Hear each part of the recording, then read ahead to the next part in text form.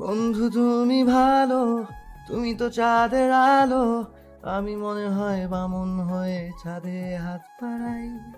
বন্ধু তুমি ভালো, তুমি তো চাঁদের আলো, আমি মনে হয় বামন হয়ে চাঁদে হাত বাড়াই।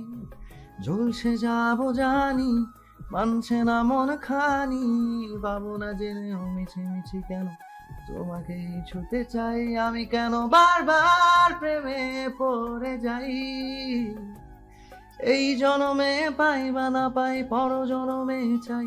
আমি কেন বারবার প্রেমে পড়ে যাই, এই জনমে পাই বা না পাই পর জনমে চাই।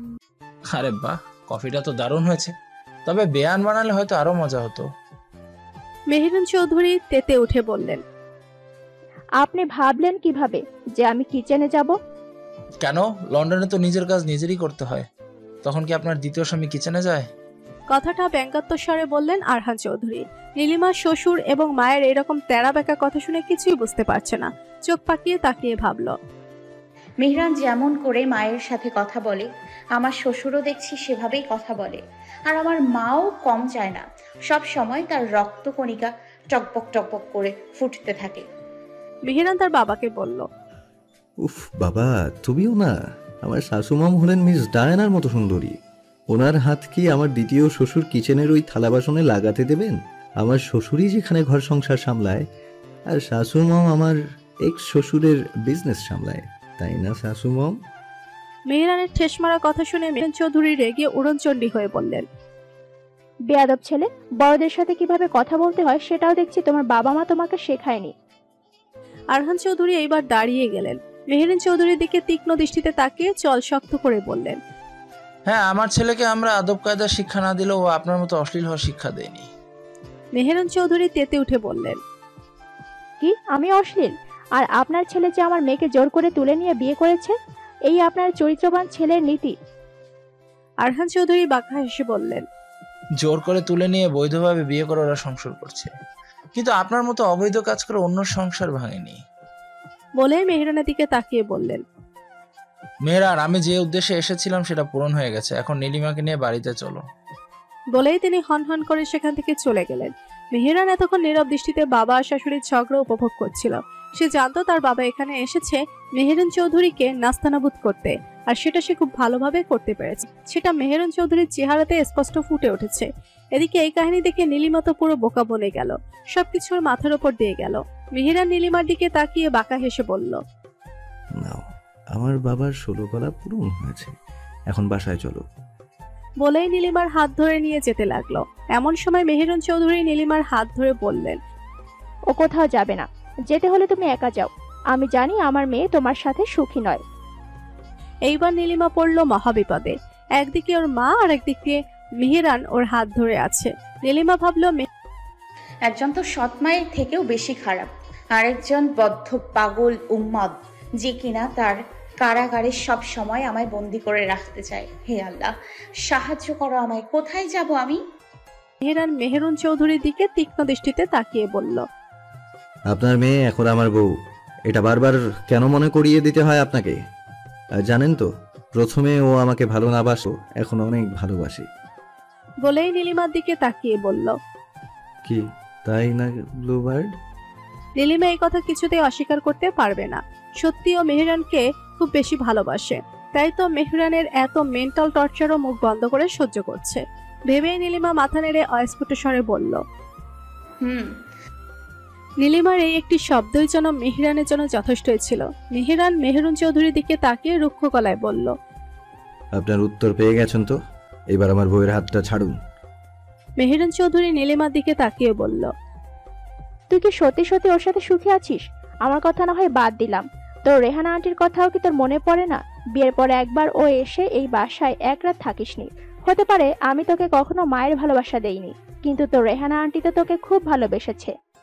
মেহেরুন চৌধুরী কথাগুলো বলছে আর রেহানা বেগম পাশে দাঁড়িয়ে শাড়ির আঁচল দিয়ে চোখের পানি মুছে নিচ্ছে। নীলিমা তোর মায়ের ইমোশনাল কথা শুনে এক মুহূর্তে চোখ গলে পানি হয়ে গেল। মেহেরানের দিকে করুণ দৃষ্টিতে তাকিয়ে বলল, প্লিজ, আজ আমি রেহানা আন্টির কাছে থেকে যাই, আগামীকাল সকালে আপনি আমাকে নিয়ে যান। মেহেরান খুব ভালোভাবে বুঝতে পেরেছে মেহেরান চৌধুরীর ইমোশনাল ব্ল্যাকমেইলের ফাঁদে পড়েছে নীলিমা, কিন্তু মেহেরান বেঁচে থাকতে নীলিমাকে তার কাছ থেকে কেউ কেড়ে নিতে পারবে না। মেহেরান নীলিমার হাতের বাঁধন আরো শক্ত করে দাঁত কিরমির করে বলল, তোমার মায়ের মেলোড্রামা তুমি বুঝতে না পারলেও আমি ঠিক বুঝতে পেরেছি। উনি তোমাকে চান না, তোমার সম্পত্তি চান। বলেই মেহেরান চৌধুরীর দিকে তাকিয়ে চল শক্ত করে বলল, আমাদের মাঝে কাবাব মে হাড্ডি হতে আসলে সবার সামনে আপনার মুখোশ টেনে হিঁচড়ে খুলবো, তখন পালানোরও জায়গা পাবেন না। আমার বইয়ের হাত ছাড়ুন। মেহেরানের কঠোর কণ্ঠে কথাগুলো শুনে মেহেরান চৌধুরীর হাতের বাঁধন অটোমেটিক আলগা হয়ে গেল। মেহেরান সেদিকে তাকিয়ে বাঁকা হেসে আর এক মুহূর্ত সেখানে সময় নষ্ট করলো না। নীলিমার হাত ধরে বাড়ির বাইরে নিয়ে গেল। নীলিমার মস্তিষ্কে এতটুকু পরিষ্কার হলো যে আরহান চৌধুরী, মেহেরান এবং মেহেরুন চৌধুরীর মধ্যে আগে থেকেই শত্রুতা আছে, নইলে এইভাবে কেউ কারো প্রতি রিয়াক্ট করতে পারে না। বাসায় এসে ডাইনিং টেবিলে আরহান চৌধুরী, মেহেরান এবং নীলিমা কেউ কোনো কথা না বলে চুপচাপ খেতে লাগলো। নীরবতা ভেঙে আরহান চৌধুরী বললেন, তোমরা দুজন কি এখানেই সেটেল হতে চাও নাকি সুইজারল্যান্ডে? মেহেরান গম্ভীর কণ্ঠে বলল, আমার স্ত্রী বাংলাদেশে থাকতে বেশি স্বাচ্ছন্দ্য বোধ করে, তাই এখানেই সেটেল হতে চাই। অলরেডি সেটেল হয়ে গেছি, এখন শুধু বাচ্চা হলেই পরিপূর্ণ। মেহেরানের মুখে বাচ্চার কথা শুনে নীলিমা বিষম খেল, কাশতে লাগলো। মেহেরান ওকে পানির গ্লাস এগিয়ে দিল। নীলিমা পানিকে প্লেট নিয়ে কিচেনে চলে গেল। লজ্জায় নীলিমার গাল লাল হয়ে গেছে, ভাবলো, কি ঠোটকাটা লোক, নিজের বাবার সামনে এইভাবে বাচ্চার কথা বলতে কি লজ্জা লাগে না? ইস, এই পাগল লোকটাকে নিয়ে সামনে যে আরো কত ভোগান্তি আছে আল্লাহ জানে। রাতে মেহেরানের আগে নীলিমা বিছানায় গিয়ে গুটিসুটি হয়ে শুয়ে পড়ল। মেহেরান ল্যাপটপে অফিসের কিছু কাজ করে নীলিমার কাছে এসে জড়িয়ে ধরে ওর ঘাড়ে অনবরত চুমু দিতে লাগলো। মেহেরানের এহনো কাণ্ডে নীলিমার শরীরে শিহরণ বয়ে গেল, কিন্তু আজ সকালের ঘটনা নীলিমা কিছুতেই ভুলতে পারছে না। তাই ও কোনো সাড়া না দিয়ে ঘুমের ভান ধরে রইল। মেহেরান বুঝতে পেরেছে নীলিমা ঘুমানোর অভিনয় করেছে, কারণ ওর শরীর শক্ত হয়ে আছে। যদি সত্যি ঘুমাতো তাহলে ওর পুরো শরীর নরম থাকতো। মেহেরান দুষ্টু হেসে নীলিমার কানের কাছে ফিসফিসিয়ে বলল, জানো তো, স্বামী স্ত্রীকে কাছে ডাকলে স্ত্রীর উচিত স্বামীর কাছে নিজেকে আরো আকর্ষণীয়ভাবে উপস্থাপন করা, কিন্তু তুমি দেখছি পুরো উল্টো। আমি তোমার কাছে নিজেকে আকর্ষিত করছি, আর তুমি অন্যদিকে মুখ ফিরিয়ে শুয়ে ঘুমের অভিনয় করছো। মেহেরানের কথা শুনে নীলিমা ভাবল, এই লোকটা কত চালাক, কিভাবে বুঝলো আমি ঘুমের অভিনয় করছিলাম? ভেবেই নীলিমা মেহেরানের দিকে ফিরল, পিট করে তাকিয়ে বলল, আমার এখন মুড নেই। সকালে আপনি আমার সাথে অনেক খারাপ ব্যবহার করেছেন, আর আজ সারা দিনেও আপনি আমার সাথে ধমক দিয়ে কথা বলেছেন, তাই এখন আমার মন মেজাজ ভালো নেই। মেহেরান নীলিমাকে জড়িয়ে ধরে বলল, ওকে, আজ সারা রাত তোমাকে আদর করে তোমার মেজাজ ভালো করে দেব। প্লিজ না করো না ব্লুবার্ড। নীলিমা অভিমানী কণ্ঠে বলল, আপনি যখন চান তখন, আমি না বলেই দোষ। আর আপনি যখন আমার সবকিছুতে না করেন তখন আমার কেমন লাগে একবারও কি ভেবে দেখেছেন? মেহেরান বুঝতে পেরেছে আজ সকাল থেকে সে একটু ওভার রিয়েক্ট করে ফেলেছে, তাই মুস্কি হেসে বলল, okay, I am sorry sweetheart. আর এমন হবে না। তবে তুমি আমার কাছে এমন কোনো আবদার করবে না যে তাতে আমি তোমাকে না বলতে বাধ্য হই। এইবার তো আমায় আদর করো। মেহেরানের মিষ্টি মিষ্টি কথায় নীলিমার নরম মন গলে গেল, ভাবল, উনি তো অসুস্থ, তাই হুটহাট এরকম ব্যবহার করে। ঠিকমতো ঔষধ খেলেই ভালো হয়ে যাবে। এই মুহূর্তে তাকে অবহেলা করা একদম ঠিক হবে না। তাছাড়া মেহেরানের এই অস্পর্শ নীলিমা কখনোই ফেরাতে পারে না, হয়তো জৈবিক চাহিদা বা অপরিসীম ভালোবাসার কারণে, অথবা দুটোই। নীলিমা উস্কি হেসে নিচে থেকে মেহেরানের ঠোঁট জোড়া আঁকড়ে ধরল। ধীরে ধীরে দুজনের স্পর্শ আরো গভীর থেকে গভীর হতে লাগলো। সেই রাতে ওরা আবারও ডুব দিল প্রেম সায়রে। সকালে মেহেরান ঘুম থেকে উঠে ফ্রেশ হয়ে নিজেই নাস্তা বানালো, তারপর তার বাবাকে নিয়ে ব্রেকফাস্ট করলো। মেহেরানের আজ ইম্পর্টেন্ট মিটিং আছে, তাই বেডরুমে এসে রেডি হয়ে নীলিমার দিকে তাকিয়ে মুস্কি হেসে ওর কপালে আলতো করে ঠোঁট ছোঁয়ালো। ডক্টরের দেওয়া ওষুধ খেয়ে নীলিমা এখনো বেঘরে ঘুমাচ্ছে। মেহেরান কিছুক্ষণ নীলিমার দিকে তাকিয়ে ভাবল, প্রতিক্ষণে তোমার উপর একবার করে আসক্ত হয়ে পড়ছি ব্লুবার্ড। কি আছে তোমার মাঝে? তুমিও তো সাধারণ একজন মানুষ, তবুও কেন বারবার তোমার প্রেমে পড়ে যাই? হয়তো এটা তোমার প্রতি আমার অদ্ভুত অনুভূতির বহিঃপ্রকাশ। কথাগুলো অস্ফুট স্বরে বলে মেহেরান মুস্কি হেসে অফিসের উদ্দেশ্যে রওনা হলো। নীলিমার ঘুম ভাঙলো সকাল 10:30। ঘড়িতে এত সময় দেখে নীলিমা মাথায় হাত দিল। আশেপাশে তাকিয়ে দেখলো মেহেরান নেই। মাথায় হাত দিয়ে বুঝতে পারলো ঔষধে হয়তো ঘুমের পরিমাণ বেশি ছিল। ডিপ্রেশনে থাকা রোগীদের ঔষধের মধ্যে ঘুমের ডোজ বেশি থাকে। ভেবেই ম্লান হাসলো। নীলিমা আবারও ভাবল, ভেবেছিলাম আমার সাইকো স্বামীকে ঔষধ খাওয়াবো, কিন্তু তার বদলে আমার নিজেরই ঔষধ খেতে হচ্ছে। অবশ্য তাকেও তো খাবারের সাথে ঔষধ দিচ্ছি। ভাগ্যিস এখনো কিছু বুঝতে পারেনি। বুঝতে পারলে কি হতো আল্লাহ জানে। নীলিমা ফ্রেশ হয়ে ব্রেকফাস্ট করছিল। এমন সময় আরহান চৌধুরী নীলিমাকে বললেন। মামুনি, নাস্তা করে আমার রুমে একটু এসো। নীলিমা ভাবল, এখন তো সে বাসায় নেই, বাবা যেহেতু ডাকছে এখন যাওয়া যায়, উনি তো আর দেখবে না। ভেবে নীলিমা আরহান চৌধুরীকে বলল। আচ্ছা বাবা, আমি আসছি। আরহান চৌধুরী ম্লান হেসে চলে গেলেন। নীলিমা নাস্তা করে ডাইনিং রুম গুছিয়ে আরহান চৌধুরীর রুমে যেতেই দেখলো সেখানে বসে পাসপোর্ট সাইজের একটি ছবির দিকে এক দৃষ্টিতে তাকিয়ে আছে। নীলিমা একটু এগিয়ে দেখলো ছবিতে খয়েরি রঙের কাপড়ের ঘোমটা টানার মধ্যে বয়সী একজন রমণী। নীলিমা আন্দাজ করতে পারলো এটা হয়তো মেহরানের মায়ের ছবি। নীলিমা আস্তে একটা কাশি দিয়ে বলল, বাবা এসছি। আরহান চৌধুরী নীলিমার দিকে তাকিয়ে হাতের ছবিটা বিছানায় রেখে বললেন, এসো মামুনি, আমার পাশে বসো। আজ তোমায় কিছু গুরুত্বপূর্ণ কথা বলতে ডেকেছি। ভাবলাম এগুলো তোমার জানা দরকার। মেহরান হয়তো তোমাকে কথাগুলো বলেনি, জানি না ও কখনো বলবে কিনা, কিন্তু আমার শরীর বেশি ভালো না। কখনই পৃথিবীর মায়া ত্যাগ করতে হয় জানি না, তাই কথাগুলো তোমায় বলার জন্য মনে স্থির করেছি। নীলিমা আরহান চৌধুরীর থেকে এক হাত দূরত্বে বিছানায় বসলো, বলল, বলুন বাবা, আমি আপনার কথাগুলো শুনতে চাই। এখানে বিয়ে হয়ে আসার পর থেকে দেখছি শুধু রহস্য আর রহস্য। আপনার ছেলে আমাকে এখনো কিছুই বলেনি। আমার মনে প্রতিনিয়ত হাজারো প্রশ্ন বাসা বাঁধে। আপনার কথাগুলোর মাধ্যমে যদি সেই প্রশ্নগুলোর উত্তর পেয়ে যাই, তাহলে আমি এতেই শুকরিয়া আদায় করব। আমার হাতে যার ছবিটি দেখছো সে হলো আমার স্ত্রী আয়েশা। তাকে বিয়ে করার পর থেকে তার রূপের থেকেও তার গুণের প্রতি আমি বেশি আকৃষ্ট হয়েছি। প্রতিদিন তাকে নিত্য নতুনভাবে চিনেছি। সে যৌথ পরিবারের সামলে বাচ্চা লালন পালন করেও আমার সাথে রাতে যেভাবে হাসি মুখে কথা বলতো, তাতে আমার মনেই হতো না সে সারাদিন এত পরিশ্রম করে। উল্টো মনে হতো সে একজন রাজকন্যা আর বাকি সবাই তার দাসী। আসলে সে এত কাজ করে ও বেশ পরিপাটি থাকতো, তাই তাকে এই উপাধি দিলাম। আমার মা বাবা মারা যাওয়ার পর আমরা 4 ভাই আলাদা হয়ে যাই। ব্যবসায়িক কাজের জন্য এক একজন এক এক জায়গায় চলে যায়। তোমার বাবা ছিলেন আমার দুঃসম্পর্কের চাচাতো ভাই। তিনি খুব ভালো মানুষ ছিলেন। দুঃসম্পর্কের আত্মীয় হলেও সে আমাকে খুব ভালোবাসতেন আর বিশ্বাস করতেন। একদিন তিনি আমাকে তার ব্যবসায় পার্টনার হিসেবে যোগ করতে চায়। আমিও আর না করতে পারিনি। তারপর তিনি পরিবার সহ লন্ডনে চলে যায়। কিছুদিন পর শুনি সে মারা যায়। তোমার মা তোমাকে বাংলাদেশে তোমার দাদির কাছে রেখে যায়, আর সে আমার সাথে দেখা করে পার্টনারশিপ ভেঙে ফেলতে বলে, আর বলে সে একাই এই ব্যবসা দেখাশোনা করবে। প্রথমে আমি বেশ অবাক হলেও তোমার মায়ের চলাফেরা দেখে বুঝতে পেরেছিলাম লন্ডনে নিশ্চয়ই তিনি কাউকে বিয়ে করেছেন। পরে খোঁজ নিয়ে জানতে পারলাম আমার ধারণা সঠিক। ওই মুহূর্তে আমার কাছে নতুন ব্যবসা করার টাকা ছিল না। আমি এই ব্যবসা থেকে যা উপার্জন করতাম সেটা দিয়ে আমাদের সংসার চলতো। তাই তোমার মাকে অনুরোধ করে বলেছিলাম যেন এই পার্টনারশিপ সে রাখে, কিন্তু আমার কথা উনি আরো ফুঁসে ওঠে আর আমাকে হুমকি দিয়ে চায় আমি যদি তার কথা না শুনি তাহলে আমার জীবন তছনছ করে দেবে। তখন আমি তার কথা তেমন পাত্তা দেইনি। ভেবেছি কিছুদিন গেলে সব ঠিক হয়ে যাবে, কিন্তু হলো তার উল্টো। তোমার মা আমাকে তার অফিসে ডাকে, আমিও যাই। ভেবেছিলাম সে হয়তো ব্যবসায়িক বিষয়ে কথা বলবে, কিন্তু তার মন মানসিকতা যে এতটা নিচে নামবে সেটা ভাবতে পারিনি। সে চায়ের সাথে ঘুমের ওষুধ মিশিয়ে দিয়ে আমার সাথে বাজেভাবে কয়েকটা ছবি তোলে। তখনকার সময় ছবি এডিট করা যেত না, তাই হয়তো তিনি সরাসরি এই ধরনের নিকৃষ্ট কাজ করেছে। সেই ছবি সে আমার স্ত্রীকে দেখায়। আমার প্রিয় মানুষটি হয়তো সেই কষ্ট সহ্য করতে পারেনি, তার হয়তো কষ্টে বুক ফেটে যাচ্ছিল। ওই মুহূর্তে আমাকে আর মেহরানকে রেখে হার্ট অ্যাটাক করে সেখানেই পরপরে পাড়ি জমে আমার অথাঙ্কিনী। আমি অফিস থেকে এসে যখন তার এই অবস্থা দেখি, সেদিন আমিও আল্লাহর কাছে দোয়া করেছিলাম আমাকেও যেন তার কাছে নিয়ে যায়। কিন্তু তিনি তো মহান, তার পরিকল্পনা ছিল ভিন্ন। তিনি হয়তো আমাকে মেহরানের জন্য বাঁচিয়ে রেখেছিলেন। ছোটবেলা থেকে মেহরান ছিল বড্ড জেদি। আমি আমার ভাইয়ের কাছে যখন সব ঘটনা বলি, তখন মেহরান আড়াল থেকে সবকিছু শুনে নেয়। মেহেরুন চৌধুরীর ছবিও দেখে ফেলে। ওর ছোট মস্তিষ্কে তখন থেকে প্রেশার পড়ে, আর ধীরে ধীরে ও মানসিক রোগীতে পরিণত হয়, যেটা আমরা বুঝতে পারিনি।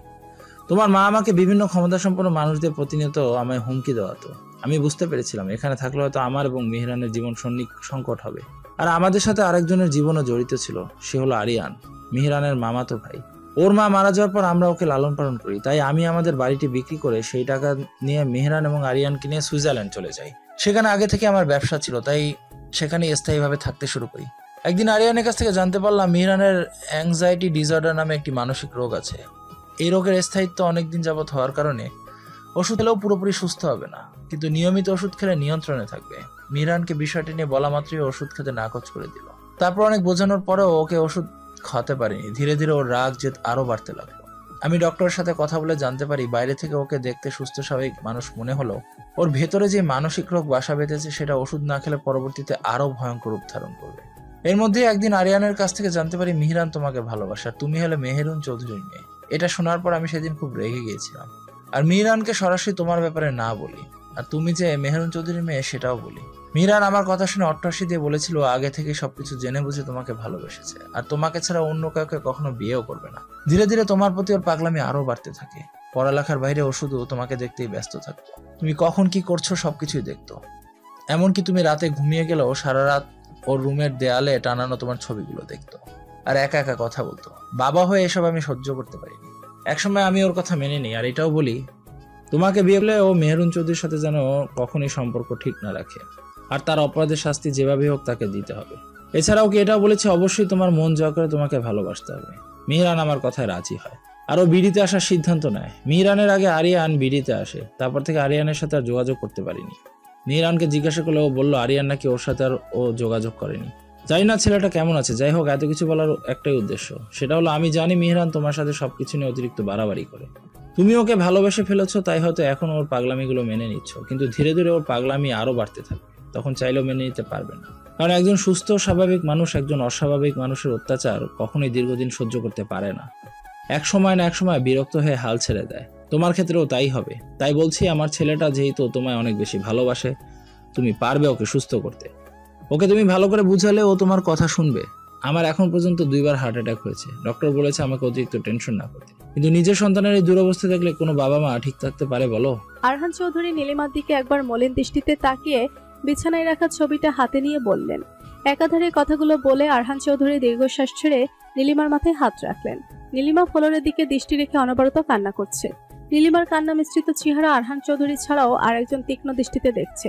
সে আর কেউ নয়, স্বয়ং মিহান। মেহরান মিটিং শেষ করে ল্যাপটপে দেখছিল নীলিমা কি করছে, কিন্তু দেখলো নীলিমার রুমে নেই। একে একে মেহরান ডাইনিং রুম, ব্যালকনি, ছাদ সবকিছু চেক করলো। অবশেষে তার বাবার রুম চেক করতেই দেখলো নীলিমা এক হাত দূরে আরহান চৌধুরীর পাশে বসে কথা বলছে। প্রায় 1 ঘন্টা কথা বলার পর নীলিমার কান্না মিশ্রিত চেহারা দেখে মিহানের খুব কষ্ট হলো। তার থেকেও বেশি কষ্ট হলো যখন আরহান চৌধুরী নীলিমার মাথায় হাত রেখেছে। এটা দেখে মিহরান আর স্থির থাকতে পারলো না। ক্ষুব্ধ নয়নে তাকিয়ে ল্যাপটপ বন্ধ করে বাসার উদ্দেশ্যে রওনা দিল। এদিকে নীলিমা কান্না করে আরহান চৌধুরীকে বলতে থাকলো, আমি আমার মায়ের কুকর্মের জন্য লজ্জিত বাবা। তিনি যে এতটা নিচু মনের মানুষ সেটা আমার জানা ছিল না। আমার মায়ের হয়ে আমি আপনার কাছে ক্ষমা চাইছি। আর আপনার ছেলেকে আমি সত্যিই খুব ভালোবেসে ফেলেছি, তাই তাকে এত কিছুর পরেও ছেড়ে যেতে পারছি না। আমি আপনাকে কথা দিলাম আমার সর্বোচ্চ দিয়ে তাকে সুস্থ করার চেষ্টা করব। আপনি আমাদের জন্য দোয়া করবেন। আরহান চৌধুরী কিছুক্ষণ আগেই বুকের মধ্যে হালকা ব্যথা অনুভব হচ্ছিল। ধীরে ধীরে ব্যথা আরো বাড়তে লাগলো। তিনি ভাবলেন গতকাল রাত জাগার কারণে হয়তো এমন হচ্ছে, একটু ঘুমালেই ঠিক হয়ে যাবে। তাই তিনি নীলিমাকে বললেন, আমি মন ভরে সৃষ্টিকর্তার কাছে দোয়া করি তোমাদের জন্য, তোমরা যেন একে অপরের পরিপূরক হয়ে থাকো। মামুনি, আমার বুকে হালকা ব্যথা অনুভব হচ্ছে, রাতে ঠিক মতো ঘুম হয়নি, এখন ঘুমালে হয়তো ঠিক হয়ে যাবে। নীলিমা একটু চিন্তিত মুখ নিয়ে বলল, সে কি বাবা, আপনি ওষুধ খেয়েছেন তো? খেয়েছি। আচ্ছা বাবা, আপনি রেস্ট করুন, আমি রুমে যাচ্ছি। কিছু প্রয়োজন হলে আমাকে ডাকবেন।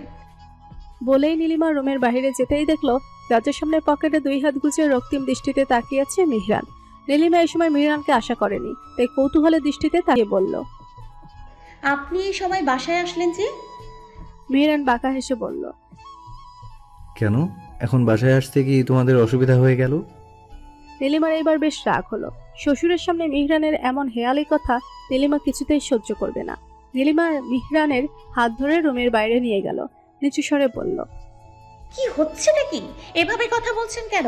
বাবার বুকে হালকা ব্যথা হচ্ছে, সে এখন ঘুমাবে। প্লিজ ঘরে চলুন। আরহান চৌধুরীর বুকে ব্যথা শুনে মিহরান তার রুমে গিয়ে বলল, বাবা, তোমার কি খুব কষ্ট হচ্ছে? আমি কি তোমাকে হসপিটালে নিয়ে যাব? আরহান চৌধুরী মৃদু হেসে বললেন, না বাবা, রাতে ভালোভাবে ঘুম হয়নি, এখন ঘুমালে ঠিক হয়ে যাবে। আচ্ছা বাবা, তুমি ঘুমাও, আর কিছু প্রয়োজন হলে অবশ্যই আমাকে বলবে। বলেই নীলিমার দিকে তীক্ষ্ণ দৃষ্টিতে তাকিয়ে ওর হাত ধরে উপরে নিয়ে গেল। এভাবে হাত ধরে টেনে উপরে নিয়ে আসাতে নীলিমা বেশ ভড়কালো, বলল, কি হয়েছে? এভাবে টেনে আনলেন যে? মিহরান নীলিমার কাছে এসে বলল, বাবার সাথে এতক্ষণ কি কথা বলছিলে? আর বাবা ওভাবে তোমার মাথায় হাত দিচ্ছিল কেন? ওয়াই? Answer me. নীলিমা ভাবল। উনি জানলো কিভাবে আমি বাবার সাথে কথা বলছিলাম? পরক্ষণেই ভাবল। ও, সে তো সব জায়গায় সিসি ক্যামেরা লাগিয়েছে, সেটা তো ভুলেই গিয়েছিলাম। উনি তো আমাকে বাবার থেকে 10 হাত দূরে থাকতে বলেছিল, আমি তো আর তার কথা মানিনি। এখন কি হবে? তার পাগলামি কি আরো বেড়ে যাবে? নীলিমার ভাবনার মাঝে মিহিরান ওর 2 বাহু ধরে চেঁচিয়ে বলল। তোমাকে বাবার থেকে দূরে থাকতে বলেছিলাম, তুমি আমার কথা শোনোনি। তাই আজ থেকে তোমার এই রুম থেকে বের হওয়া বন্ধ। তুমি আর কোথাও যেতে পারবে না। তোমার অস্তিত্ব আজ থেকে এই ঘরের মধ্যেই সীমাবদ্ধ থাকবে। বলে মিহিরান ম্যাট্রেসের নিচ থেকে ওষুধগুলো বের করে বলল।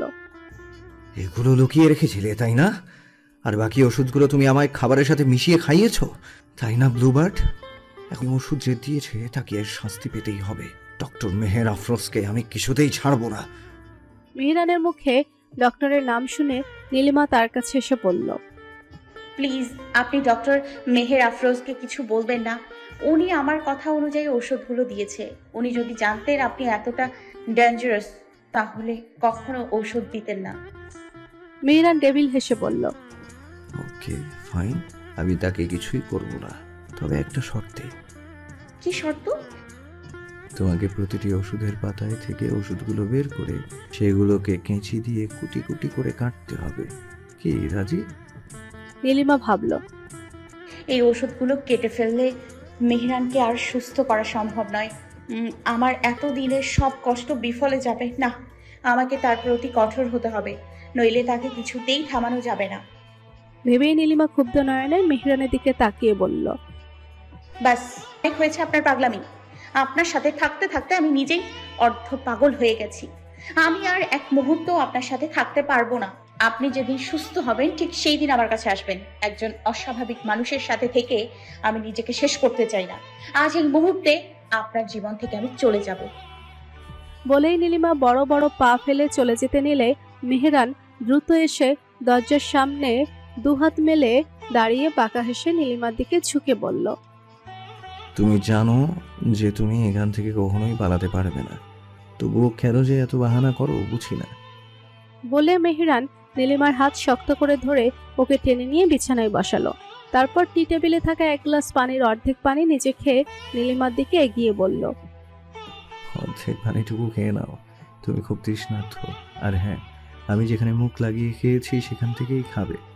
জানো তো, স্বামী বা স্ত্রীর খাবার পাত্রে দুজনে একসাথে একই স্থানে ঠোঁট লাগিয়ে এলে তাদের মধ্যে মহব্বত বাড়ে।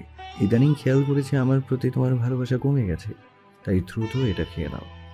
নীলিমা ছলো ছলো নয়নে একবার মেহরানের দিকে তাকিয়ে পানিটুকু খেয়ে নিল, কারণ ওর সত্যিই খুব তৃষ্ণা পেয়েছে। মেহরান মুস্কি হেসে নীলিমার ভেজা ঠোঁট জোড়ায় নিজের ঠোঁট জোড়া আলতো করে স্পর্শ করে বলল। আমি যেটা বলি সেটাই করি। আজ থেকে তোমার বাইরে বের হওয়া পুরোপুরি বন্ধ। বলে মেহরান রুম লক করে সেখান থেকে চলে গেল। এদিকে উপর থেকে মেহরান এবং নীলিমার চেঁচামেচি আরহান চৌধুরী শুনতে পাচ্ছিল। উনি ঘুমানোর চেষ্টা করে ঘুমাতে পারলেন না। হঠাৎ করে তার বুকের ব্যথাটা আরো বেড়ে গেল। উনি কিছু একটা ভেবে একটি প্যাড আর একটি কলম নিয়ে লিখতে শুরু করলেন। কিছুক্ষণ পর অস্ফুট স্বরে কালেমা পাঠ করে বিছানা থেকে ফ্লোরে গড়িয়ে পড়লেন। মেহরান ডাইনিং রুমে এসে কিছু একটা আওয়াজ পেল। দেখলো আওয়াজটা তার বাবার রুম থেকে আসছে। মেহরান তৎক্ষণাৎ তার বাবার রুমে দরজা ঠেলে ভেতরে ঢুকে দেখলো আরহান চৌধুরী ফ্লোরে পড়ে আছে। মেহরান দ্রুত গতিতে তার বাবার কাছে গিয়ে ফ্লোর থেকে তার মাথা উঠিয়ে নিজের কোলে রেখে উত্তেজিত কথা বলল। বাবা, কি হলো তোমার? বেশি কষ্ট হচ্ছে? ওকে, আমি তোমাকে হসপিটালে নিয়ে যাচ্ছি। বলেই আরহান চৌধুরীকে ওঠাতে নিলে সে তার ভর আর ছেড়ে দিল। মেহরান তার বাবার দিকে তাকিয়ে দেখলো আরহান চৌধুরীর কপালে বিন্দু বিন্দু ঘাম জমেছে। তার চোখ জোড়া রুমের ওপরের দেয়ালে আটকে আছে। মেহরান তার হাতের পালস চেক করলো। সে বুঝতে পারলো ধীরে ধীরে তার প্রিয় জন্মদাতার প্রাণ বায়ু বের হয়ে যাচ্ছে। মৃত্যু এক অমোঘ সত্যি। সবাইকে একদিন এই পৃথিবী ছেড়ে চলে যেতে হবে। আরহান চৌধুরীও কয়েক সেকেন্ডের মধ্যে শেষ নিঃশ্বাস ত্যাগ করলেন। মেহরান স্তম্ভিত দৃষ্টিতে তার বাবার দিকে তাকিয়ে রইল। আজ তার পুরো পৃথিবী যেন ওলটপালট হয়ে গেল। মেহরান তার মাথা আরহান চৌধুরীর বুকের উপর রেখে হার্টবিট শোনার চেষ্টা করলো, কিন্তু হার্টবিট চলছে না। এই হার্টবিট আর কখনো চলবে না। নিজের জন্মদাতার মৃত্যু কেউ মেনে নিতে পারে না। মেহরানের ক্ষেত্রেও তার ব্যতিক্রম হলো না। বিকট চিৎকার দিয়ে কেঁদে উঠল মেহরান। পুরুষ মানুষ খুব সহজে কাঁদে না, কিন্তু প্রিয় মানুষকে হারানোর যন্ত্রণা কেউ সহ্য করতে পারে না। চার দেয়ালের মাঝে মেহরান চিৎকার ক্রমশ বেড়ে চলেছে। নীলিমা কান্না করতে করতে একসময় ঘুমিয়ে পড়েছিল। হঠাৎ মেহরানের আত্মচিৎকারে নীলিমার ঘুম ভেঙে গেল। ও মেহরানের কণ্ঠ চিনতে পারলো, ভাবলো তার কোনো বিপদ হলো না তো। তড়িঘড়ি করে বিছানা থেকে নেমে দরজার কাছে গিয়ে অনবরত ধাক্কা দিতে লাগলো। কয়েক মিনিট পর মেহরান দরজা খুলে দিল। নীলিমা মেহরানের ওই ফ্যাকাশে মুখের দিকে তাকিয়ে জিজ্ঞেস করলো, কি হলো? এভাবে চিৎকার করছিলেন কেন? মেহরান উত্তরে কিছুই বলতে পারলো না। আলতো করে নীলিমার হাত ধরে নিচে নিয়ে আরহান চৌধুরী রুমে নিয়ে গেল। নীলিমা রুমে তাকিয়ে দেখলো আরহান চৌধুরী বিছানায় ঘুমিয়ে আছেন। নীলিমা তার ঘুমান্ত চেহারার দিকে তাকিয়ে ভাবলো কত নিষ্পাপ লাগছে তাকে। কিন্তু মেহরান এখানে আমাকে কেন আনলো? ভেবেই জিজ্ঞাসা দৃষ্টিতে মেহরানের দিকে তাকালো। মেহরান নীলিমার হাত ধরে টেবিলে রাখা তার বাবার লেখা চিঠিটা নীলিমাকে দিল। নীলিমা চিঠির ভাঁজ খুলে পড়তে শুরু করলো।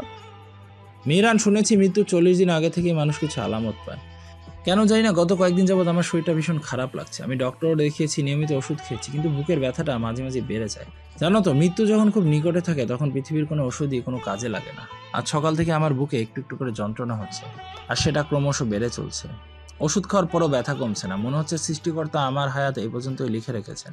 আমি সিদ্ধান্ত নিয়েছিলাম খুব তাড়াতাড়ি সুইজারল্যান্ড ফিরে যাব। যদি আমি বেঁচে থাকি তাহলে এই চিঠিটা তোমার হাতে দেবো, কিন্তু যদি মারা যাই তাহলে টেবিলে রাখা চিঠিটা তুমি নিজেই পড়ে নিও। তোমার মাকে আমি এখনো খুব ভালোবাসি, তাই আজ পর্যন্ত দ্বিতীয় বিয়ের কথা চিন্তাও করিনি, আর তার স্মৃতি নিয়েই এতটা দিন পার করেছি। আমি জানি আমার মতো তুমিও নীলিমাকে খুব ভালোবাসো। আজ বাবা হয়ে তোমার কাছে একটা অনুরোধ করব। তোমার এই রোগটা প্রতিনিয়ত যেভাবে বেড়ে চলেছে, এভাবে চলতে থাকলে নীলিমাকে তোমার হারাতে হবে। কারণ একজন অস্বাভাবিক মানুষের সাথে কেউ বসবাস করতে চায় না। যদি নীলিমাকে হারাতে না চাও তাহলে তুমি এখন থেকে ডক্টরের পরামর্শ নিয়ে নিয়মিত ওষুধ খাবে, নিজের জীবনটাকে সুন্দর করে গড়ে তুলবে। তোমার মা এবং আমার দোয়া সবসময় তোমার সাথে থাকবে। আর তোমার বাবার এই শেষ অনুরোধটি রেখো। চিঠিটির এখানেই সমাপ্তি ঘটল। সেই সাথে চিঠির মালিকও চিরদিনের জন্য এই নশ্বর পৃথিবী ছেড়ে চলে গেল। নীলিমার কান্নারা যেন আজ বাদ মানতে চাইছে না। অঝরে কেঁদে চলেছে সে, তবে খুব নীরবে।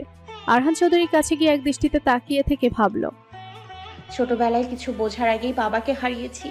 মা থেকেও নেই। ভেবেছিলাম আপনি আমার বাবার স্থান পূরণ করেছেন, কিন্তু আপনিও আমাকে ছেড়ে চলে গেলেন বাবা। সৃষ্টিকর্তা হয়তো আমার ভাগ্যটা এভাবে নির্ধারণ করেছেন। কিছুক্ষণ পর মেহরানের দিকে তাকালো, নিচু স্বরে বলল, মৃত মানুষকে তাড়াতাড়ি কবর দিতে হয়। আর হ্যাঁ, মৃত মানুষের সামনে উচ্চ শব্দে কান্না করা উচিত না, তাহলে তাদের রুহের কষ্ট হয়। আপনি বাবার দাফনের ব্যবস্থা করুন। মেহরান নীরবতা বজায় রেখে সেখান থেকে প্রস্থান করলো। কবরস্থানে মেহরানের চাচা সহ কিছু আত্মীয় স্বজন উপস্থিত ছিল। দাফন কাজ সম্পন্ন করে এক এক করে সবাই চলে গেল। মেহরান কবরস্থানে তার বাবার কবরের পাশে কিছুক্ষণ মোনাজাত ধরে বসে রইল। আজ তার সবচেয়ে প্রিয় মানুষটি পৃথিবী থেকে বিদায় নিল।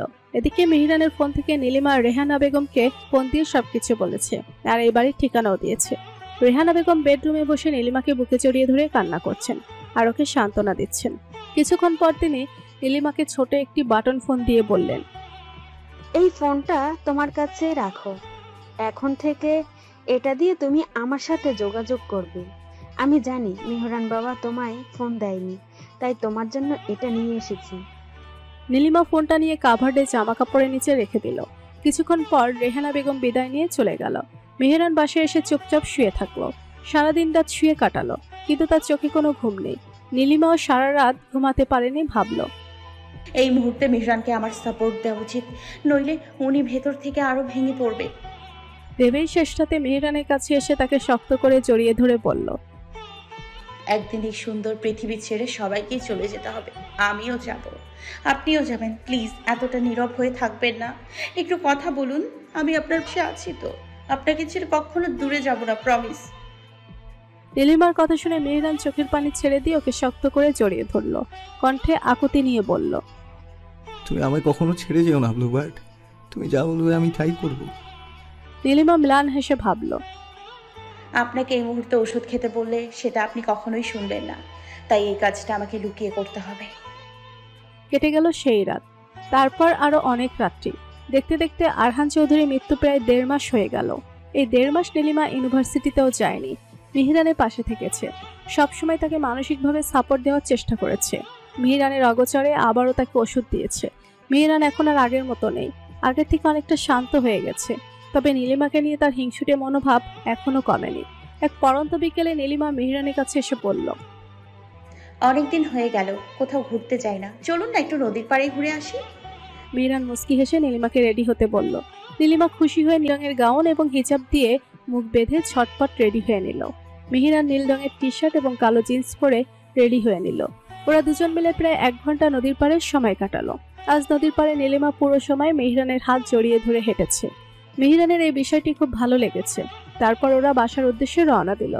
গাড়িতে উঠে নীলিমা বলল, গাড়িতে তো পানি নেই, আমার খুব পানির তৃষ্ণা পেয়েছে। প্লিজ একটা দোকান থেকে পানির বোতল কিনে আনুন। মেহেরান নীলিমাকে বলল, ওকে, আমি পানির বোতল কিনে আনছি। তুমি গাড়ির দরজা এবং গ্লাস লক করে বসো, বাইরে অনেক ধুলোবালি। বলেই দোকানের দিকে গেল। মেহেরান পানি কিনে গাড়ির কাছে এসে দেখলো নীলিমা নেই। আশেপাশে তাকিয়ে দেখলো কোথাও নেই। মেহেরান কয়েকটা দোকানে গেল, কিন্তু সেখানেও নীলিমাকে দেখতে না পেয়ে তার মাথা ঘোরার উপক্রম হলো। পুরনো তপ্ত মস্তিষ্ক আবারও তপ্ত হয়ে উঠল। মেহেরানের আর বুঝতে বাকি রইল না কাজটা কে করেছে। পকেট থেকে ফোন বের করে পার্সোনাল অ্যাসিস্ট্যান্ট রোহানকে ফোন দিয়ে বলল, রোহান, পুলিশকে ফোন দাও আর মেহরুন চৌধুরীর লোকেশন ট্র্যাক করতে বলো। আর তুমি আমার দেওয়া ঠিকানায় দ্রুত চলে আসো। অপর পাশ থেকে রোহান ওকে স্যার বলে ফোন রেখে দিল। মেহেরান ফোনের দিকে তীক্ষ্ণ দৃষ্টিতে তাকিয়ে ডেভিল হাসি দিল। অন্ধকার একটি রুমে প্রায় 8 ঘন্টা যাবৎ ফ্লোরে হাত পা বেঁধে রাখা হয়েছে নীলিমাকে। নীলিমার মুখে সেলোটেপ লাগানো, তাই গোঙানির শব্দ ছাড়া কিছুই শোনা যাচ্ছে না। দরজার সামনে হঠাৎ কারো পায়ের আওয়াজ পেয়ে নিশ্চুপ হয়ে গেল নীলিমা। চোখ জোড়া দিয়ে সামনে দাঁড়ানো ব্যক্তিটির অবয়ব দেখে বুঝতে পারল ব্যক্তিটি পুরুষ। হঠাৎ উচ্চস্বরে ব্যক্তিটি হেসে উঠল। তারপর হাঁটু গেড়ে মোবাইলের ফ্ল্যাশ লাইট জ্বালিয়ে নীলিমার সামনে বসলো। মোবাইলের উজ্জ্বল আলো নীলিমার চোখের উপর পড়তে নীলিমার চোখ জোড়া বন্ধ করে আবার গোঙানির শব্দ করে উঠল। সামনে থাকা ব্যক্তিটি এবার নিজের মুখের উপর আলো ঘোরালো। ব্যক্তিটিকে দেখে নীলিমার চোখ জোড়া বড় বড় হয়ে গেল। নীলিমার চোখের সামনে হাঁটু গেড়ে স্বয়ং আরিয়ান বসে আছে। নীলিমা এবার বিস্ময়ের শেষ সীমানায় পৌঁছেও ভাবলো, এটা কিভাবে সম্ভব? মেহরান তো বলেছিল আরিয়ানকে মেরে রাস্তায় ফেলে দিয়েছে। তাহলে কি আরিয়ানের তেমন কোনো ক্ষতি হয়নি? সে তো দেখছি পুরো অক্ষত অবস্থায় আছে। আরিয়ান হঠাৎ করে নীলিমার মুখের সেলোটেপ খুলে দিয়ে ওর দিকে অপলক দৃষ্টিতে তাকিয়ে রইল। এমন ভাবে তাকিয়ে রইল যেন বহু যুগের না দেখার তৃষ্ণা মেটাচ্ছে। নীলিমার কপালে বিন্দু বিন্দু ঘাম ছুমেছে। নাকের ডগায় চিবুকের ঘামগুলো চিকচিক করছে। আরিয়ান পকেট থেকে টিস্যু বের করে খুব যত্ন করে নীলিমার মুখে থাকা ঘামগুলো মুছে দিল। তারপর ওর কপালে থাকা ছোট ছোট চুলগুলো হাত দিয়ে সরিয়ে বলল, এই 2 মাসে দেখছি আরো বেশি সুন্দরী হয়ে গেছো নীলপরি। নীলিমার বিস্ময় ভাব এখনো কাটেনি। আরিয়ানের দিকে তাকিয়ে কাপা কাপা কণ্ঠে জিজ্ঞেস করলো, আপনি আমাকে কিডন্যাপ করেছেন? আরিয়ান এবার বসা থেকে দাঁড়িয়ে উচ্চস্বরে হেসে বলল, আমি তোমাকে এখানে আনিনি, তোমার গর্ভধারিণী মা তোমাকে কিডন্যাপ করেছে। আর যাকে তুমি মুখ ঢাকা অবস্থায় দেখেছো সে তোমার দ্বিতীয় বাবা। সে তোমাকে খুব যত্ন করে কিডন্যাপ করেছে। কি বলো তো, তোমার মা খুব চালাক মহিলা। সে একদমই রিস্ক নিতে চায়নি, তাই তো সে তার শ্বেতাঙ্গ স্বামীকে তোমার ছবি দেখিয়ে তাকে দিয়ে তোমার কিডন্যাপ করিয়েছে। আরিয়ানের কথা শেষ না হতেই দরজার সামনে এক চিরচেনা নারী কণ্ঠস্বর ভেসে এলো। নীলিমা সেদিকে তাকিয়ে দেখলো ওর মা অর্থাৎ মেহেরুন চৌধুরী দাঁড়িয়ে আছে এবং তার পাশে দাঁড়িয়ে আছে তার শ্বেতাঙ্গ স্বামী মিস্টার ইয়োগা। নীলিমা আজ যেন নিজের চোখ জোড়াকে বিশ্বাস করতে পারছে না। আরহান চৌধুরীর মুখে মেহেরুন চৌধুরীর নোংরামের কথাগুলো শুনে ওর মনে খুব ঘৃণা জন্মেছিল এই মানুষটার উপর। কিন্তু এখন তো নীলিমার এই মানুষটিকে ঘৃণা করতেও লজ্জা লাগছে। নীলিমার ভাবনার মাঝেই হঠাৎ পুরো রুমে লাইট জ্বলে উঠল। আলোকিত রুমটিতে 4 জন মানুষ উপস্থিত। 3 জন নীলিমার চেনা ব্যক্তি আর একজন হলো নীলিমা নিজে, যে কিনা একের পর এক রহস্যের বেড়াজালে আটকে পড়েছে। নীলিমা মেহেরুন চৌধুরীর দিকে তাকিয়ে বলল, মা, তুমি আমার সাথে এই জঘন্য কাজটা কিভাবে করতে পারলে? তোমার কি একবারও বুক কাঁপলো না? মেহেরুন চৌধুরী নীলিমার কাছে এসে বলল, এই বেয়াদব মেয়ে, একদম তোর ওই রসকসহীন মুখ দিয়ে আমায় মা বলে ডাকবি না। হতে পারে আমি তোকে জন্ম দিয়েছি, কিন্তু তোকে কখনো মেয়ে হিসাবে মানিনি। ছোটবেলায় তোকে আদর করেছি তোর ওই বৃদ্ধ বাবার ভয়। ভেবেছিলাম আমার মতো শিক্ষিতা কম বয়সী সুন্দরী মেয়ে বিয়ে করে তোর বাবা তার সব সম্পত্তি আমার নামে লিখে দেবে, কিন্তু তোর ওই বুড়ো বাপ আমার নামের সম্পত্তি তো লিখে দিলই না, উল্টো আমার ঘাড়ে তোকে ঝুলিয়ে দিয়ে পরপারে পাড়ি জমালো। যখন জানতে পারলাম তোর বাবা সমস্ত সম্পত্তি তোর নামে লিখে দিয়েছে, তখন ভাবলাম তোকে একটা নিরাপদ স্থানে রাখতে হবে। ছোটবেলা থেকে বাচ্চাদের ঘ্যান ঘ্যান আমার একদম ভালো লাগে না। বিয়ে হওয়ার পরপরই তোর বাবার বাচ্চার জন্য পাগল হয়ে গেল। আমিও তার সম্পত্তির লোভে তার কথা মেনে নিলাম, কিন্তু কাজের কাজ কিছুই হলো না। লন্ডনে তোর মতো বোঝা না আমার পক্ষে অসম্ভব ছিল। তাই তোকে তোর দাদির কাছে দিয়ে আসি, আর আমি ইয়োগাকে বিয়ে করে নেই। বলে মেহেরুন চৌধুরী মিস্টার ইয়োগার দিকে তাকিয়ে হাসি মুখে বলল। তাই না darling? Mister yoga Meherun Chowdhury Bangla ভাষায় কথা বলাগুলো কিছুটা বুঝতে পারে। তার তামাটে দাঁত বের করে হাসি দিলেন। মেহেরুন চৌধুরী এইবার নীলিমার কাছে এসে ওর হাত পায়ের বাঁধন খুলে দিল। তারপর তার পার্স থেকে কিছু কাগজ বের করে নীলিমার সামনে ধরে বলল, তোর অনেক আগেই 18 বছর হয়ে গেছে। ভেবেছিলাম নিজের পছন্দ করা ছেলের সাথে বিয়ে দিয়ে তোর থেকে ভুলিয়ে ভালিয়ে সম্পত্তি লিখে নেব, কিন্তু তার আগেই ওই বেয়াদব সাইকো মিহরান তোকে বিয়ে করে নিল। যাই হোক, বহু সাধনার পর তোকে খাঁচায় আটকেছি। এখন ভালোই ভালো এই কাগজগুলোতে সাইন করে দে, তারপর মিহরানকে ডিভোর্স দিয়ে আরিয়ানকে বিয়ে করবি। ছেলেটা তোকে খুব ভালোবাসে। মেহেরুন চৌধুরীর কথা শুনে আরিয়ান মুস্কি হেসে নীলিমাকে বলল, জানো নীলপরি, তোমার ওই খেপাটে মেহরান আমার মাথায় আঘাত করে আমাকে কোমায় পাঠিয়ে দিয়েছিল, আর আমাকে রাস্তায় ফেলে দিয়েছিল। সৃষ্টিকর্তার কি ইচ্ছে, আমার হবু শাশুড়ি মা সেই রাস্তা দিয়ে যাচ্ছিল। আমাকে দেখে তার মনে একটু দয়া হয়েছিল। উনি আমাকে 2 মাস হসপিটালে ভর্তি রাখেন। তারপর আমি কোমা থেকে ফিরে আসি। সবচেয়ে বড় মিরাক্কেল হলো যখন আমি তোমার কথা তাকে বললাম, আর সে আমাকে তোমার পুরো ঘটনা বলল।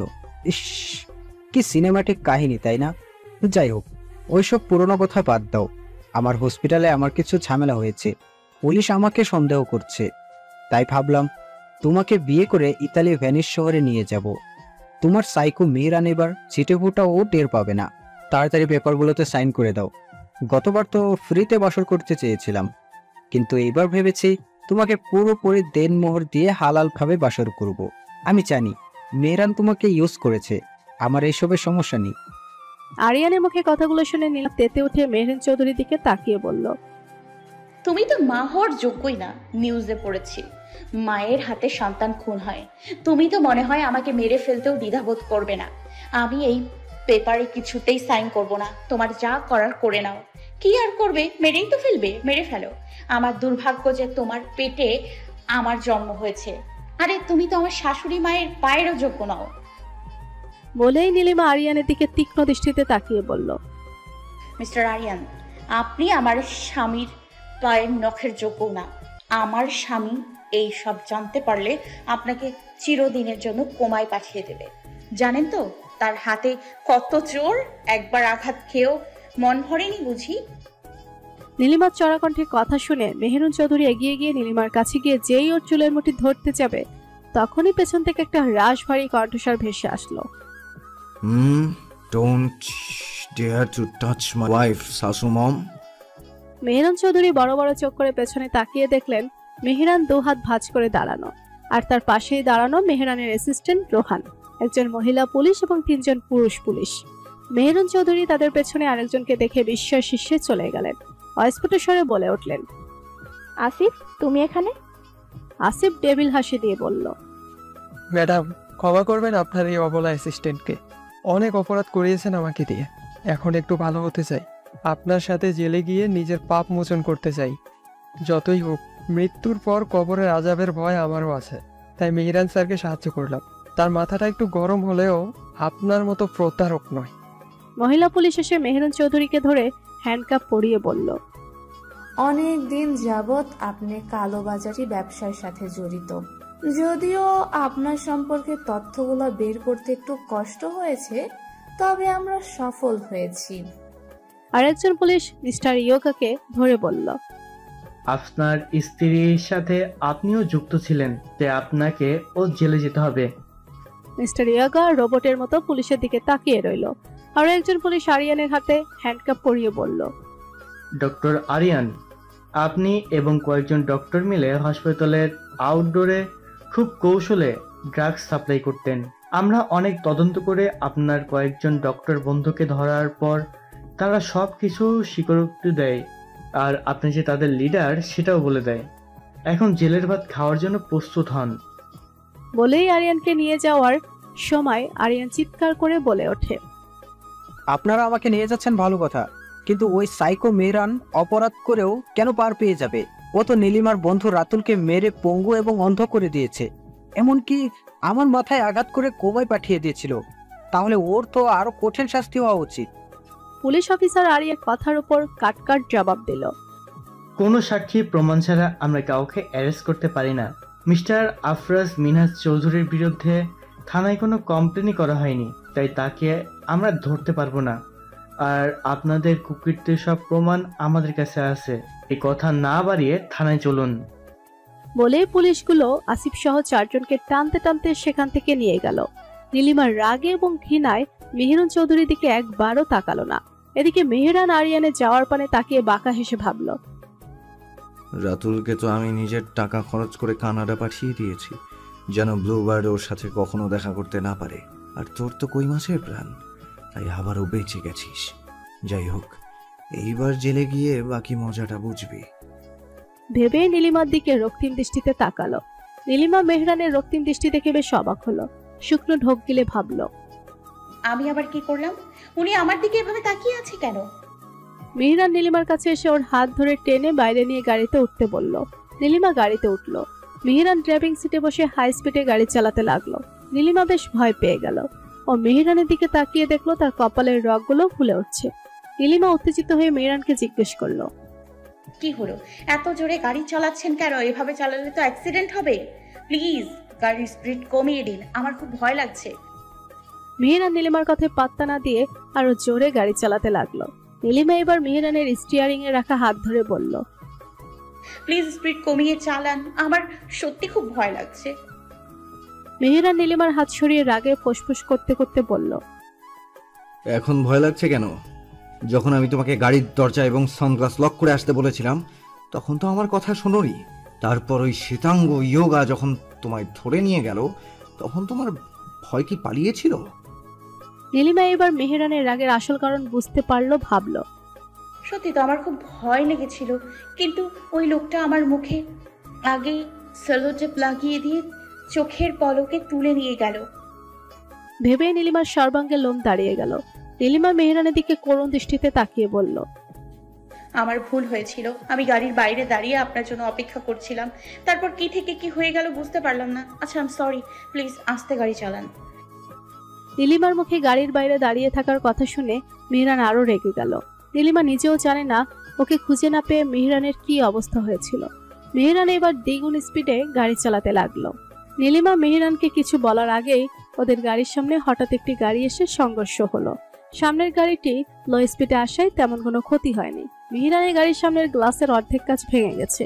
মেহরানের কপালে ছোট একটু কাচ ঢুকে গেছে, তবে তেমন ব্লিডিং হচ্ছে না। কিন্তু নীলিমা সিট বেল্ট না বাঁধায় ওর সামনের দিকে ঝুঁকে গেছে, তাই ওর কপালে চামড়া ভেদ করে বেশ বড় একটা কাচের কিছু অংশ ঢুকে গেছে। নীলিমার কপাল থেকে অনেক রক্ত পড়ছে। অপর পাশে গাড়ির মালিকের তেমন কোনো সমস্যা হয়নি। উনি তাড়াতাড়ি গাড়ি থেকে বের হয়ে মেহরানের গাড়ির কাছে এসে নীলিমার অবস্থা থেকে হসপিটালে নিয়ে যাওয়ার কথা বললেন। মেহরান নীলিমার কপালের রক্ত দেখে পাগল প্রায়। ওই লোকটির গাড়িতে করে দ্রুত নীলিমাকে হসপিটালে নিয়ে যায়। নীলিমা ভয়ে এবং কপাল থেকে অনেকটা রক্ত বের হওয়ার কারণে অজ্ঞান হয়ে যায়। হসপিটালে নেওয়ার পর নীলিমাকে ইমার্জেন্সিতে নেওয়া হয়। মেহরান শক্ত করে নীলিমার হাত ধরে বসে আছে। কিছুক্ষণ পর ডক্টর আনোয়ার হোসেন এসে নীলিমাকে দেখে বললেন, তার কপালে বেশ ব্লিডিং হয়েছে, এখনই সেলাই দিতে হবে। তারপর ডক্টর সেখানে থাকা ইন্টার্নশিপ করা একটি ছেলেকে নীলিমার মাথায় সেলাই দিয়ে ব্যান্ডেজ করে দিতে বললেন। একটা ছেলে নীলিমার মাথায় স্পর্শ করবে শুনে মেহরানের মাথা পুরো গরম হয়ে গেল। মেহরান ডক্টরের দিকে অগ্নিদৃষ্টিতে তাকিয়ে বলল, এখানে ফিমেল নার্স নেই? ডক্টর বললেন, ফিমেল নার্সের ডিউটি রাত 12টার পর। মেহরান তীব্র কণ্ঠে বলল, আমাদের ইউনিভার্সিটি থেকে আমি হেলথ কেয়ার পেয়ে গিয়েছিলাম, সেখানে গিয়ে সেলাই দেওয়া শিখেছি। আমার ওয়াইফের আক্রান্ত স্থানে আমি নিজেই সেলাই করতে পারবো, আপনি শুধু লোকাল ইনজেকশন দেওয়ার ব্যবস্থা করুন। ডক্টর আনোয়ার হোসেন তার এতদিনের অভিজ্ঞতায় বুঝতে পারলেন মেহরানের মানসিক সমস্যা আছে, নইলে স্ত্রীর এই রকম ক্রিটিক্যাল অবস্থায় কেউ এত ওভার পজিটিভ হতে পারে না।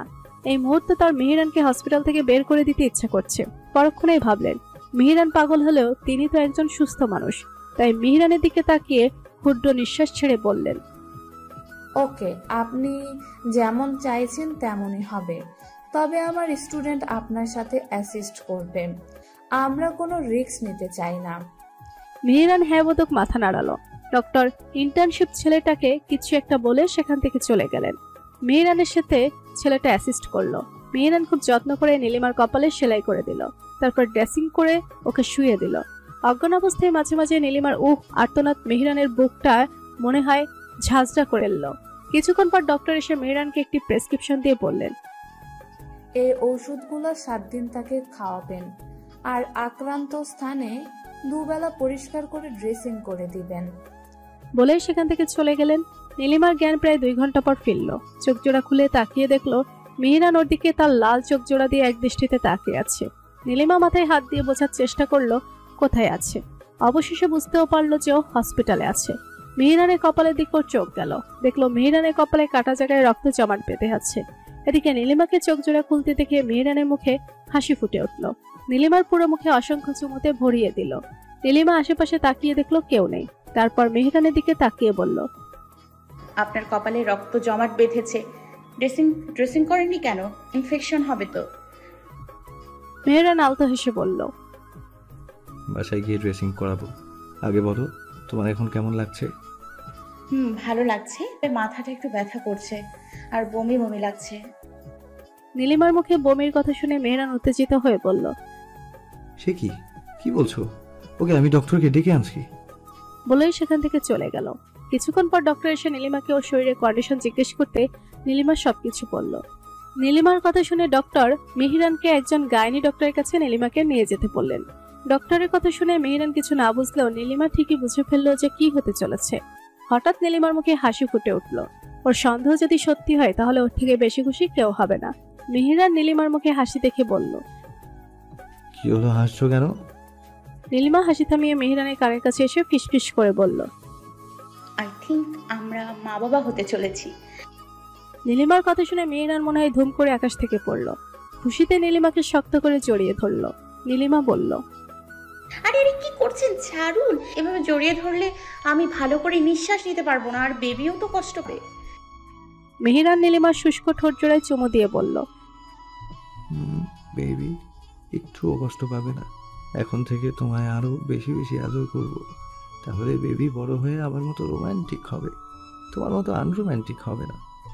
নীলিমা মুখে হাসির রেখা ফুটিয়ে ভাবল, রোমান্টিক হলে হোক, কিন্তু আপনার মতো রোমান্টিক সাইকো না হলেই হয়। কেটে গেল 7 মাস। মেহরান এখন হোম অফিস করে। এই 7 মাস মেহরান একজন আদর্শ স্বামীর দায়িত্ব পালন করেছে। মেহরান নীলিমাকে 3 বেলা নিয়ম করে পুষ্টিকর খাবার খাইয়ে দিয়েছে। নীলিমা মাঝে মাঝে খাবারে অনীহা প্রকাশ করলেও মেহরানের ডেঞ্জারাস শর্তের ভয়ে খেয়ে নিয়েছে। মেহরান প্রতি মাসে নীলিমাকে গাইনি ডক্টরের কাছে চেক আপ করাতে নিয়ে গেছে। নীলিমা দেখতে এখন আগের থেকে বেশ গুলুমুলু হয়েছে। সেটা নিয়ে নীলিমা আফসোস করলেও মেহরানের কোনো আফসোস নেই। সে তো নীলিমার পুরো মনটাকেই ভালোবেসে ফেলেছে। নীলিমার শারীরিক গঠন যেমনই হোক, মেহরানের কাছে সেটাই পৃথিবীর সবচেয়ে সুন্দর জিনিস মনে হয়। নীলিমার মাঝে মাঝে হাত পায়ে খুব ব্যথা করে। মেহরান খুব যত্ন করে ওর পায়ে তেল মালিশ করে দেয়। নীলিমার হাত পা টিপে দেয়। নীলিমা অনেকবার না করলেও শোনেনি, উল্টোকে ধমক দিয়ে বলেছে এইসব কুসংস্কার কোথা থেকে বেরিয়ে আসতে। নীলিমা আর কিছু বলতে পারেনি। দেখতে দেখতে নীলিমার ডেলিভারি ডেট চলে এলো। ডেটের 2 দিন আগেই দুপুরের একটু পরে নীলিমার লেবার পেইন উঠল। মেহরান বিছানায় বসে ল্যাপটপে অফিসের কিছু কাজ করছিল। নীলিমাকে ব্যথায় ছটফট করতে দেখে সে দিশেহারা হয়ে যায়। সে বুঝতে পারে নীলিমার লেবার পেইন উঠেছে, কারণ এই ব্যাপারে ডক্টর আগেই সতর্ক করে দিয়েছিল। আর এক মুহূর্ত দেরি না করে মেহরান নীলিমাকে কোলে করে গাড়িতে উঠিয়ে দ্রুত হসপিটালে নিয়ে যায়। ডক্টর নীলিমার আল্ট্রাসাউন্ড করে বুঝতে পারল নীলিমার পেটে যমজ বেবি উল্টা হয়ে আছে, তাই এমার্জেন্সি সিজার করতে হবে। ডক্টর মেহরানের সাথে এই ব্যাপারে কথা বললে মেহরান সাথে সাথে হ্যাঁ বলে দেয়, আর ডক্টরকে হাত জোর করে অনুরোধ করে বলে নীলিমাকে যেন খুব কেয়ারফুলি অপারেশন করে। ডক্টর মুস্কি হেসে আশ্বাস দেয় তারা প্রতিটাই মা এবং সন্তানের জীবন নিরাপদ রাখার জন্য সর্বোচ্চ চেষ্টা করে। প্রায় 1.5 ঘন্টা পর ডক্টর ওটি থেকে বের হয়। মেহরানের চিন্তিত মুখ দেখে মুস্কি হেসে বললেন, কংগ্রাচুলেশন, আপনার যমজ বেবি হয়েছে, একজন ছেলে এবং একজন মেয়ে। 2জন নার্স এসে হাসি মুখে বাচ্চা দুটোকে মেহরানের সামনে নিয়ে আসলে মেহরান ওদের দেখে মাশাল্লাহ বলে ওঠে। তারপর একজন নার্সের দিকে তাকিয়ে জিজ্ঞেস করে, আমার ওয়াইফ কেমন আছে? নার্স মুস্কি হেসে বলল, শি ইজ অ্যাবসলিউটলি ফাইন। সে এখন ঘুমাচ্ছে, রাতে তাকে কেবিনে শিফট করা হবে, তখন দেখা করতে পারবেন। নার্সের কথা শুনে মেহরান স্বস্তির নিঃশ্বাস ছাড়ল। মেহরান তার খুশির বিষয়টি রেহানা বেগমকে ফোন করে জানায়। খবরটি পেয়ে রেহানা বেগম হসপিটালে ছুটে চলে আসেন। নীলিমাকে কেবিনে শিফট করা হলে মেহরান ওর কাছে এসে কপালে আলতো করে চুমু দিয়ে বলল, দেখো ও দুটো দোলনায় আমার দুটো তারা শুয়ে আছে। নীলিমা মুচকে হেসে বলল। দুটো তারা কেন? ওরা তো দুটো চাঁদ। মেহেরান নীলিমার হাত ধরে বলল। হুম, আমার চাঁদ একটাই, আর সেটা হলো তুমি, আর ওরা হলো চাঁদের পাশে ঘিরে থাকা দুটো তারা। নীলিমা মুচকি হেসে বলল। আপনার কথা শুনে আমার একটা গান মনে পড়ে গেল। মেহেরান বলল। আমি জানি কি গান। ওকে, তোমার কষ্ট করে গাইতে হবে না, আমি গাইছি। বলেই মেহেরান গেয়ে উঠল। ঘুনে খাওয়া মেঘে কালো হয়ে যায় হৃদয়ে যখন, একা একা শুধু অকারণে ঝরে বৃষ্টি এমন আজও তাই। মেহেরানের গান শুনে নীলিমা মুচকি হাসলো। বাচ্চাদের আকিকার পর ওদের নাম রাখা হলো। মেহেরান তাদের মেয়ের নাম রেখেছে জান্নাতুল ফেরদৌস মেহরা, আর নীলিমা ওদের ছেলের নাম রেখেছে আফরান নিহান চৌধুরী। সময় চির বহমান, কেটে গেল 2 বছর। নীলিমা মেহেরানকে বুঝিয়ে ইউনিভার্সিটিতে গিয়ে শুধু পরীক্ষা দিয়েছে। নিশি এবং নীলিমা দুজনে অনার্স কমপ্লিট করেছে। নিশি জিসানের সাথে খুব সুখে সংসার করছে। নিশি নীলিমার সাথে মাঝে মাঝে কথা বলে। নিশির প্রেগনেন্সির 5 মাস চলছে। রাতে মেহেরান একটু বাইরে গিয়েছিল।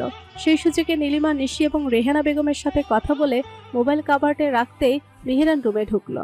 হঠাৎ মেহেরানকে দেখে নীলিমা ভূত দেখার মতো চমকে উঠল। মেহেরান নীলিমার কাছে এসে বলল। কি হলো এভাবে চমকে উঠলে যে? নীলিমা মেহেরানের হাব ভাব দেখে বুঝতে পারল যে মেহেরান কিছু দেখেনি, তাই মনে মনে আল্লাহকে অনেক ধন্যবাদ দিয়ে মেহেরানের কাছে গিয়ে বলল। হঠাৎ করে রুমে আসলেন তাই ভয় পেয়েছি। ঘড়িতে এখন 11:30 বাজে। ছোট চৌধুরী সাহেব এবং মেহরা মামনি ঘুমোচ্ছে। আজ জ্যোৎস্না রাত, চলুন না ছাদে গিয়ে খোলা আকাশের নিচে দুজনে চন্দ্রবিলাস করি। মেহেরানও সেটাই ভাবছিল। নীলিমার কথা শুনে মুস্কি হাসি দিয়ে ওকে কোলে তুলে নিয়ে ছাদে চলে গেল। নীলিমাকে কোল থেকে নামিয়ে চিলেকোঠা সিঁড়িতে বসালো। তারপর সেও নীলিমার পাশে বসলো। নীলিমা মেহেরানের ঘাড়ে মাথা রেখে বলল। আমাকে কোলে নিতে আপনার এখন কষ্ট হয় না? মেহেরান মুস্কি হেসে বলল। কি অদ্ভুত টাইপের কথা বলো তুমি। তোমার ওজন আগে ছিল 50 কেজি, এখন মাত্র 4 কেজি বেড়েছে। তুমি আরো 50 কেজি বাড়লেও আমার সমস্যা হবে না। এত কষ্ট করে জিম করে বডি বানিয়েছি তো তোমাকে কোলে নেওয়ার জন্যই, ব্লুবার্ড। মেহেরানের কথা শুনে নীলিমা হো হো করে হেসে উঠল। হাসি থামিয়ে মেহেরানকে বলল। আচ্ছা, আপনি বাচ্চাদেরকে সারা রাত বুকে জড়িয়ে রাখেন, আপনার কষ্ট হয় না? আমি কত করে বলি একজনকে আমাকে দিন, কিন্তু আপনি শোনেন না। মেহেরান দুষ্টু হেসে বলল। তুমি ওদেরকে বুকের সাথে মিশিয়ে ঘুম পাড়াবে, এটা আমি কখনোই সহ্য করতে পারবো না। তাছাড়া ওরা তো জড়িয়ে ধরার পর 1 ঘন্টার মধ্যেই ঘুমিয়ে যায়, তখন বিছানায় শুইয়ে দেই, তাই আমার একটুও কষ্ট হয় না। নীলিমা অবাক হয়ে জিজ্ঞেস করলো। শেষ পর্যন্ত আপনি বাচ্চাদের নিয়েও? নীলিমার ঠোঁট জোড়ে আঙুল দিয়ে মেহেরান বলল। হিংসা করি, খুব হিংসা করি ব্লুবার্ড। আমি জানি ওরা তোমার সন্তান। স্ত্রী তার স্বামীর প্রতি ভালোবাসা এবং মা তার সন্তানের প্রতি ভালোবাসা দুটো 2 রকম, কিন্তু তবুও সব কিছুর একটাই নাম ভালোবাসা। তুমি ওদের আদর করো, ওদের খাইয়ে দাও, ওদের সাথে খেলা করো, ঘুরতে যাও, তাতে আমার কোনো সমস্যা নেই।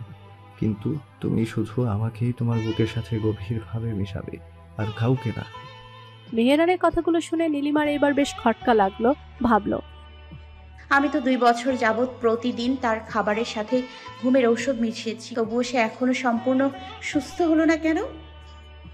পরক্ষণে ওর মনে পড়লো ডক্টর বলেছিল মেহরান ওষুধ খেলে কিছুটা কন্ট্রোলে থাকবে, কিন্তু পুরোপুরি সুস্থ হবে না। মেহেরান নীলিমার দিকে তাকিয়ে বাঁকা হেসে ভাবলো, নিজেকে তুমি খুব চালাক মনে করলেও আমি হলাম চালাকের মাস্টার। কি ভেবেছিলে আমাকে খাবারের সাথে ঔষধ মেশাবে আর আমি জানবো না? তোমার দেয়া ওষুধ আমি খেলেও মাঝে মাঝে তোমার অগোচরে ফেলে দিই। আমি জানি আমার একটা মানসিক রোগ আছে, তাই তো বাবার কথা শুনে তোমাকে হারানোর ভয়ে ওষুধগুলো খাচ্ছি। নইলে তুমি যে লুকিয়ে ফোন ব্যবহার করো, নিশি এবং রেহানা আন্টির সাথে কথা বলো, এগুলো আগের মেহেরান দেখলে কতটা ভয়ানক কাহিনী ঘটে যেত সেটা তুমি নিজেও জানো না। কিন্তু আজ আমি অনেক শান্ত হয়ে গেছি, আর সেটা শুধু তোমাকে নিজের বাহুডোরে সারা জীবন বেঁধে রাখার জন্য। ব্লুবার্ড, আমি কখনোই তোমাকে ওষুধগুলো নিয়মিত খাবো না, তাহলে তোমার প্রতি আমার ক্রেজিনেস কমে যাবে, সেটা আমি কিছুতেই চাই না।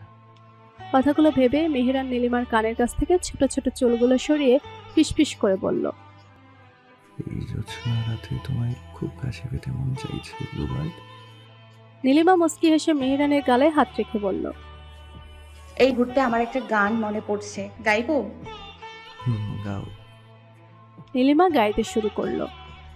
কেন এত হারাবার ভয়, কেন এত সংশয়, ভালোবেসে তোকে দূরে হারাবো, সে তো হবার নয়। নীলিমার কণ্ঠে গান শুনে মেহেরান ওর গলার নিচে মিচমিচে কালো তিলে চুমু দিয়ে বলল, বরাবরের মতোই অসাধারণ গাও তুমি।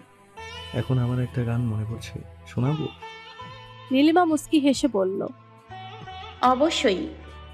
মেহেরান গেয়ে উঠল, বন্ধু তুমি ভালো, তুমি তো চাঁদের আলো, আমি মনে হয় বামন হয়ে ছাদে হাত বাড়াই। বন্ধু তুমি ভালো, তুমি তো চাঁদের আলো, আমি মনে হয় বামন হয়ে চাঁদে হাত বাড়াই। ঝলসে যাবো জানি, মানছে না মন খানি, পাবো না জেনেও মিছিমিছি কেন তোমাকে ছুতে চাই। আমি কেন বারবার প্রেমে পড়ে যাই, এই জনমে পাই বা না পাই পর জনমে চাই। আমি কেন বারবার প্রেমে পড়ে যাই, এই জনমে পাই বা না পাই পর জনমে চাই। মেহেরানের গান শুনে নীলিমা ভাবল, ইহ জনমে আপনাকে সুস্থভাবে না পেলেও পরকালে সৃষ্টিকর্তার কাছে আপনাকে পরিপূর্ণ সুস্থভাবে চাইব প্রিয়। নীলিমার ভাবনার মাঝে মেহেরান ওর ঠোঁট জোড়ায় আলতো করে চুমু দিয়ে বলল, আমার ভালোবাসার অনুযায়ী পড়তে চাও দুবার? নীলিমা মুস্কি হেসে হাসকি ভয়েসে মেহেরানের লোমশ বুকে স্পর্শ করে বলল, আজ আমার ভালোবাসার নলে আপনাকে পোড়াবো প্রিয়। বলেই মেহেরানের বুকে গভীরভাবে চুমু দিয়ে শক্ত করে জড়িয়ে ধরল। মেহেরানও নীলিমাকে শক্ত করে জড়িয়ে ধরে বুকের সাথে মিশিয়ে নিল। তারপর নীলিমাকে কোলে করে চিলেকোঠার রুমে নিয়ে বিছানায় বসালো। ধীরে ধীরে দুজন মানব মানবিক ভালোবাসার অনলে ফুটতে থাকলো, যে ভালোবাসা অসীম, অপরিসীম, সীমাহীন।